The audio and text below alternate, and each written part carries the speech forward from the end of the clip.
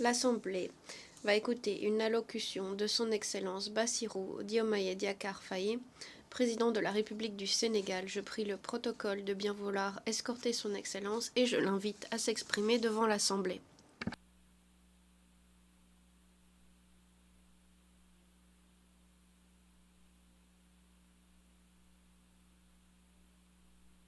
Président de l'Assemblée générale, Mesdames, Messieurs les chefs d'État et de gouvernement, Monsieur le secrétaire général, Madame la secrétaire générale adjointe, Mesdames, Messieurs, distingués invités. Avant tout propos, je voudrais saisir cette tribune pour saluer à nouveau la mémoire de mon compatriote, Amadou Makhtar Mbow, qui vient de nous quitter.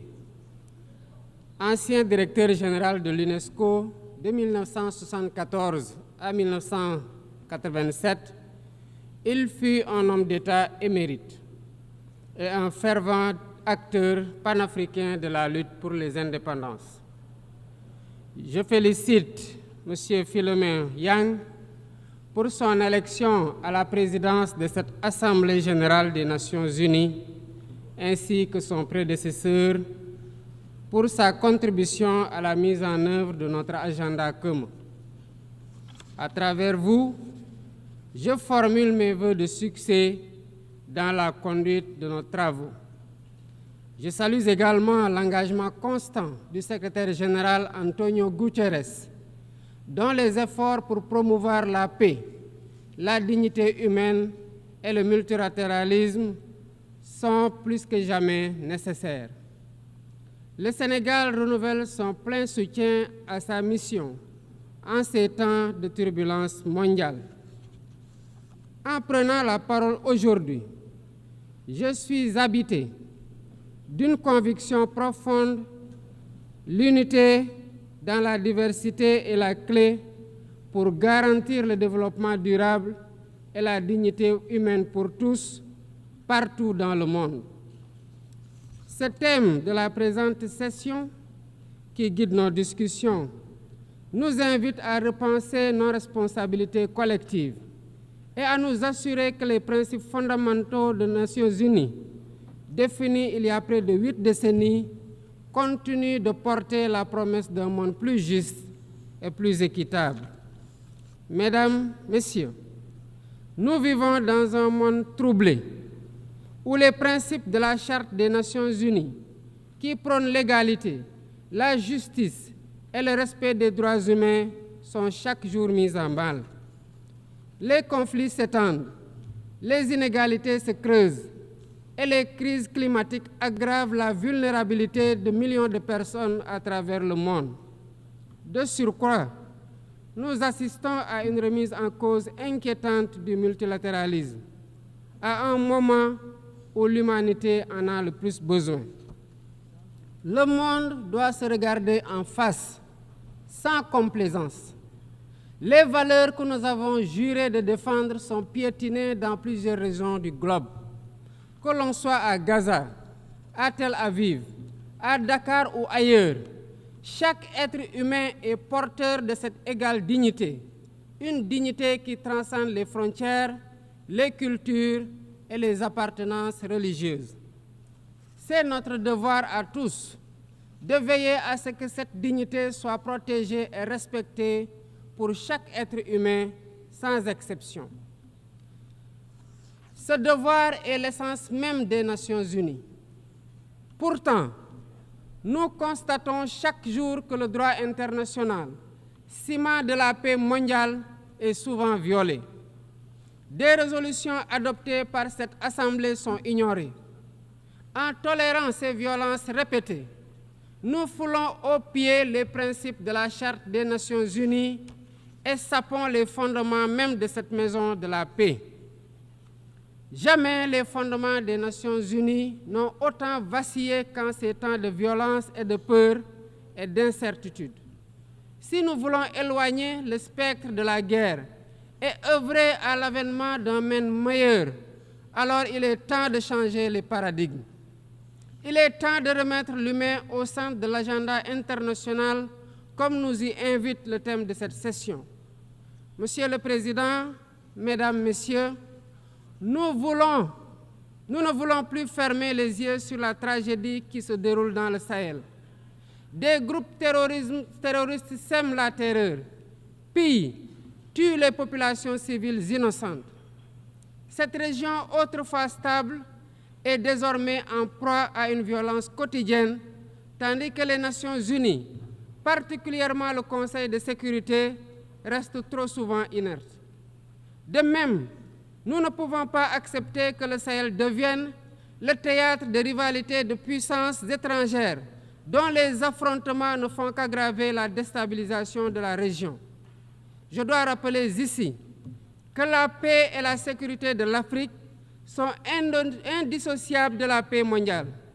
Il est impératif que le Conseil de sécurité remplisse pleinement son rôle de garant de la stabilité internationale. J'exprime à nouveau la préoccupation du Sénégal face à la situation tragique qui perdure en Palestine. Des générations entières y ont grandi sous l'ombre de l'oppression, privées de leur droit fondamental à un État viable. Le Sénégal, en tant que président du Comité pour l'exercice des droits inaliénables du peuple palestinien, appelle à un cessez-le-feu immédiat et durable.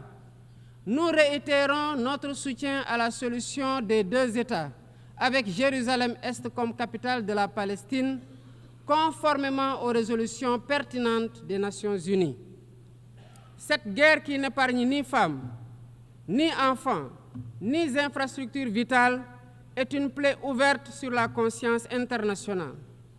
Il est impératif que le droit international humanitaire soit rétabli dans toutes les zones de conflit et que les Nations Unies jouent pleinement leur rôle de médiateur et de garant de la paix.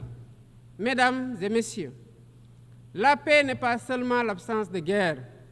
La paix, c'est aussi la possibilité pour chaque être humain de vivre dans la dignité, de se nourrir, de se loger, de s'éduquer et de recevoir des soins. Or, aujourd'hui, plus de 750 millions de personnes ne mangent pas à leur faim et des millions basculent chaque jour dans l'extrême pauvreté. Ces chiffres éloignent de plus en plus le monde des objectifs de développement durable fixés pour 2030. Nous ne pouvons plus accepter que les mécanismes de gouvernance mondiale continuent de reproduire ces inégalités. Il est alors temps de rompre avec la logique du chacun pour soi et de bâtir un nouveau contrat social global fondé sur la solidarité et la coopération. Ce contrat doit inclure des réformes majeures pour s'attaquer aux défis politiques, économiques, environnementaux de notre époque. Premièrement, il est impératif de sauvegarder et de renforcer le multilatéralisme comme cadre unique d'action pour la paix et la sécurité internationale.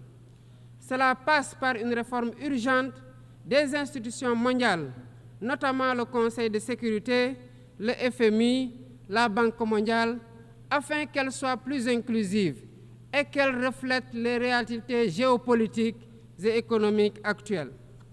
Le continent africain, en particulier, doit avoir une place plus importante dans ces instances de décision.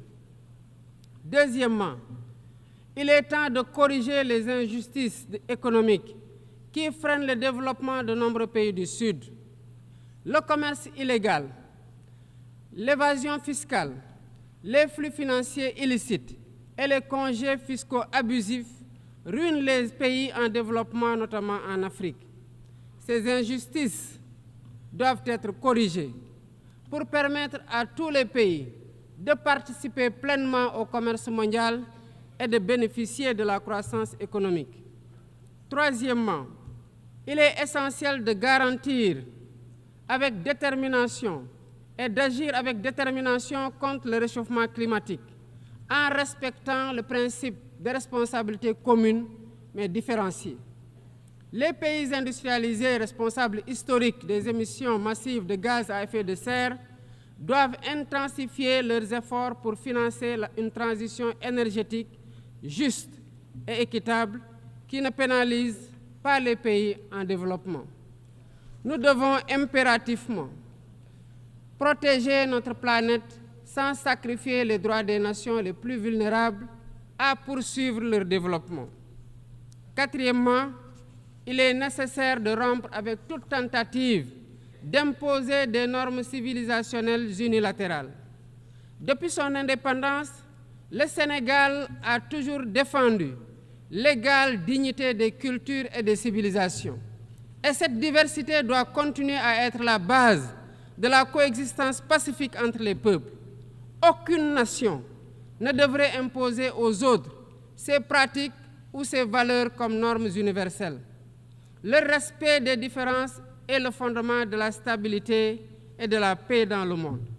Mesdames et messieurs, le Sénégal est fermement engagé dans cette voie. Nous avons choisi de bâtir un État résolument tourné vers le développement durable avec des initiatives ambitieuses dans des domaines tels que les énergies propres, la souveraineté alimentaire et la gouvernance transparente. Mais nous savons que pour réussir, nous avons besoin de l'action collective et de la solidarité internationale. Aucun pays, aussi puissant soit-il, ne peut relever seuls les défis qui menacent l'humanité. Il nous faut donc agir ensemble, unis dans la diversité, pour construire un avenir où la dignité humaine est respectée, où la justice prévaut et où la prospérité est partagée. C'est par la coopération et le respect mutuel que nous surmonterons les crises qui secouent notre monde. Je vous remercie de votre aimable attention.